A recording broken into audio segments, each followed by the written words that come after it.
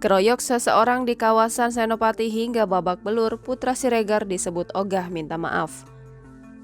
Putra Siregar dan Rico Valentino diduga lakukan pengeroyokan. Korbannya bernama Nur Alamsyah, seorang warga Jakarta Selatan.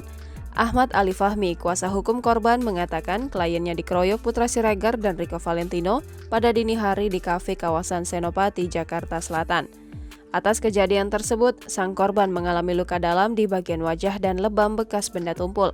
Fahmi menambahkan bahwa korban memberi kesempatan kepada Putra Siregar untuk meminta maaf dan menyelesaikan masalah itu secara kekeluargaan. Namun hingga waktu yang ditentukan, Putra Siregar tak kunjung meminta maaf.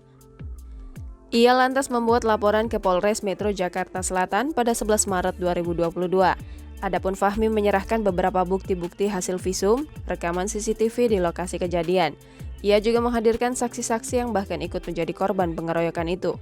Dari laporan dan bukti-bukti yang ada, Putra Siregar dan Rico Valentino diamankan pihak berwajib. Kapolres Jakarta Selatan, Kombes Budi Herdi Susianto membenarkan pihaknya telah menerima laporan dan menuding bos PS Tour itu diduga melakukan pengeroyokan. Pihaknya pun sudah memproses dan menindaklanjuti laporan tersebut.